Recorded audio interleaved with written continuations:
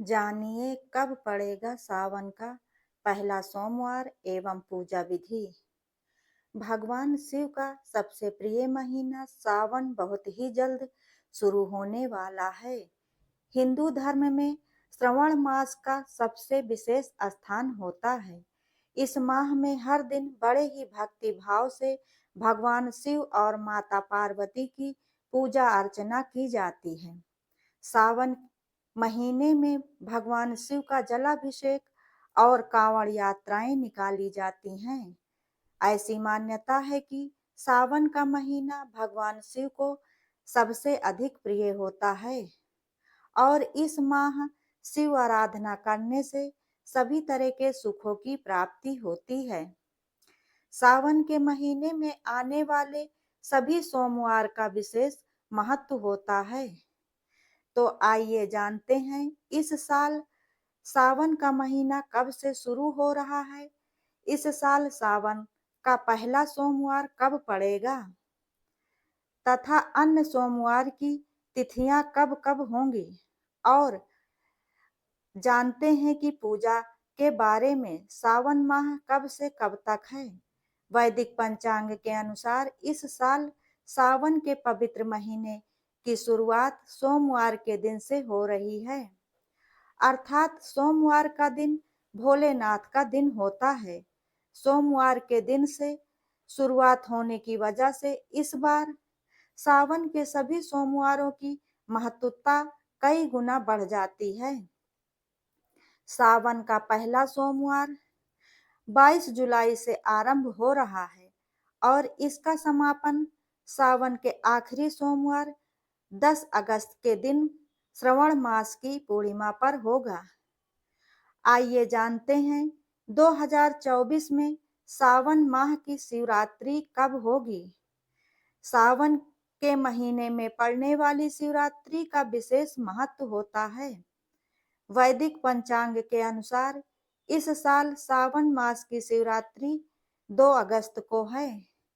सावन शिवरात्रि के दिन भगवान भोलेनाथ और माता पार्वती की विशेष पूजा आराधना की जाती है। जानिए साल 2024 में सावन सोमवार की सभी तिथियां। पहला सावन सोमवार व्रत 22 जुलाई, दूसरा सावन सोमवार व्रत 29 जुलाई, तीसरा सावन सोमवार व्रत 5 अगस्त, चौथा सावन सोमवार व्रत 12 अगस्त और पांचवा सावन सोमवार व्रत 19 अगस्त को पड़ेगा। और आपको बता दें कि इस साल सावन में कुल 5 सावन सोमवार के व्रत रखे जाएंगे। जानिए सावन मंगला गौरी व्रत की तिथियां कब कब होंगी। सावन माह में मंगला गौरी व्रत का विशेष महत्व होता है। सावन महीने के हर मंगलवार के दिन माता पार्वती के लिए मंगला गौरी का व्रत भी रखा जाता है। इस बार सावन के महीने में 4 मंगला गौरी व्रत होंगे। पहला मंगला गौरी व्रत 23 जुलाई, दूसरा मंगला गौरी व्रत 3 जुलाई, तीसरा मंगला गौरी व्रत 6 जुलाई और चौथा मंगला गौरी व्रत 13 अगस्त को मनाया जाएगा। आइए जानते हैं कि श्रवण माह का महत्व। श्रवण माह में भगवान शिव की आराधना करने से व्यक्ति के सभी दुखों का नाश होता है। ऐसा माना जाता है कि सावन के माह में की गई पूजा आराधना का भगवान भोलेनाथ तत्काल ही शुभ फल देते हैं और अपने भक्त की मनोकामना को शीघ्र ही पूर्ण करते हैं। मान्यता है कि सावन के महीने में रुद्राभिषेक करने से अक्षय फल की प्राप्ति होती है, यानी कि जिसका कभी क्षय नहीं होता है, मतलब कभी ना खत्म होने वाला पुण्य फल की प्राप्ति होती है। माता पार्वती ने भगवान शिव को पति रूप में पाने के लिए कठोर व्रत व उपवास करके भगवान शिव को श्रवण माह में ही पुनः पा लिया था।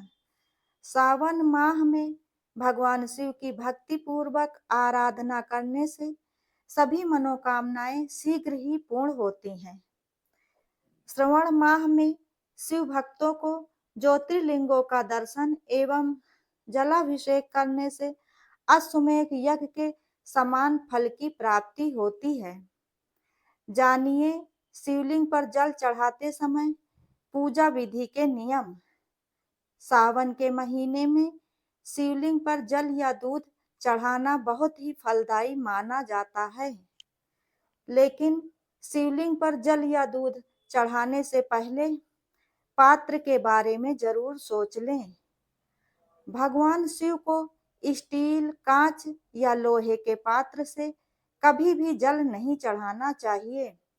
शिवलिंग पर जल चढ़ाने के लिए तांबे के लोटे का इस्तेमाल करना शुभ माना जाता है, लेकिन ध्यान रहे कि तांबे के पात्र से कभी भी शिवलिंग में दूध नहीं चढ़ाना चाहिए।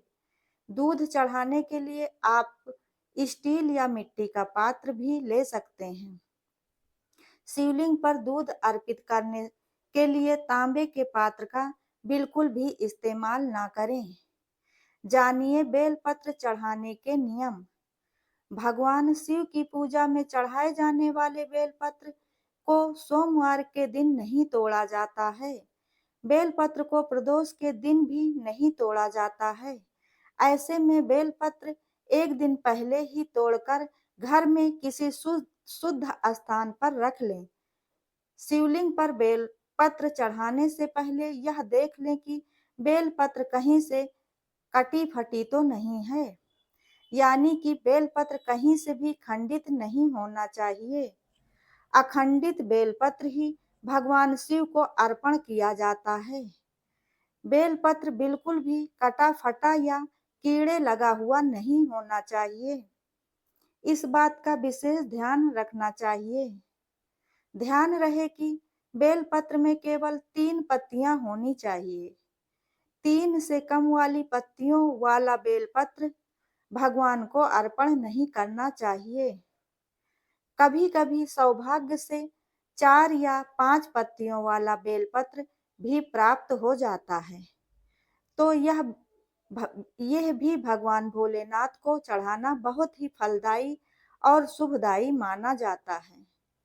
लेकिन 3 पत्तियों वाले बेलपत्र से कम पत्तियों वाला बेलपत्र भगवान शिव को अर्पण करना नहीं चाहिए। ऐसा बेलपत्र खंडित माना जाता है।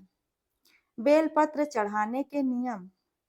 जिस प्रकार से बेलपत्र को पेड़ से तोड़ते हैं, ठीक उसी प्रकार से भगवान शिव पर अर्पण करना चाहिए।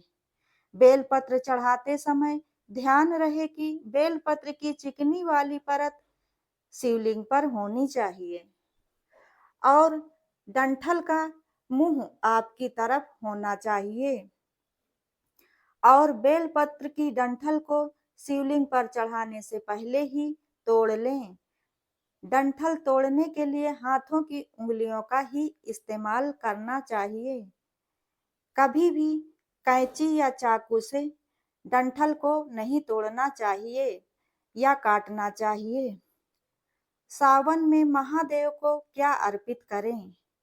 सावन में सोमवार के दिन भगवान शिव का विशेष रूप से जलाभिषेक किया जाता है और सावन में शिवलिंग पर दूध चढ़ाने से चंद्रमा भी प्रसन्न होते हैं और चंद्र दोष भी दूर होता है।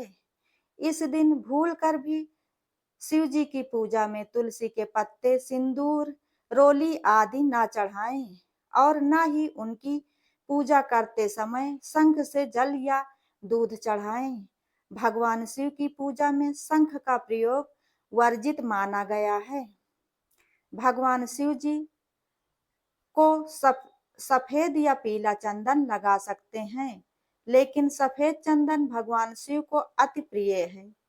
सावन में आप धतूरा के फूल, समी पत्ता, समी के फूल और भगवान भोलेनाथ बाबा के पसंद के सारे फूल उनको अर्पित कर सकते हैं। भगवान शिव की पूरी परिक्रमा करना वर्जित है। सावन के सोमवार के दिन पूजा अर्चना करते समय शिवलिंग या महादेव की मूर्ति की पूरी परिक्रमा ना करें। हिंदू मान्यता के अनुसार भगवान शिव की आधी परिक्रमा की जाती है। साथ ही उन्हें चढ़ाए गए जल का भी सेवन न करें। सोमवार व्रत के दौरान सात्विक चीजों का ही सेवन करना चाहिए और फलाहारी व्रत रखना चाहिए। अगर किसी की कोई मनोकामना या मानता है तो उसके लिए आप सावन में शिव जी का निर्जला व्रत भी रख सकते हैं। महादेव को प्रसन्न करने के लिए सावन में घर लेकर आए ये 5 चीजें। 1. पारद का शिवलिंग। पारा और चांदी और जड़ी बूटी को मिला करके जो शिवलिंग बनता है उसे पारद का शिवलिंग कहा जाता है।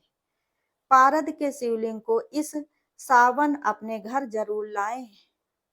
ऐसा माना जाता है कि इस शिवलिंग को रखने से भोलेनाथ अत्यधिक प्रसन्न होते हैं और भक्त की हर मनोकामना को पूरी करते हैं। 2. त्रिशूल। सावन में अपने घर चांदी या फिर तांबे का त्रिशूल रखना बहुत ही शुभ माना जाता है।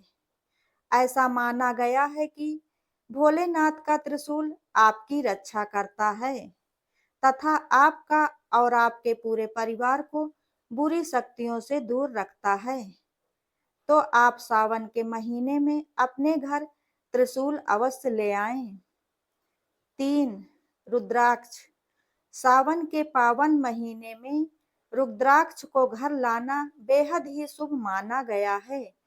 सावन में रुद्राक्ष की माला पहनने से जातक की तरक्की होती है और आप अपने सभी कार्यों में सफल होते हैं। 4. चांदी का कड़ा। भोलेनाथ हमेशा अपने पैर में एक चांदी का कड़ा धारण करते हैं। ऐसा माना जाता है कि अगर आप भी सावन के महीने में चांदी का कड़ा पहनते हैं तो यह बेहद शुभ होता है।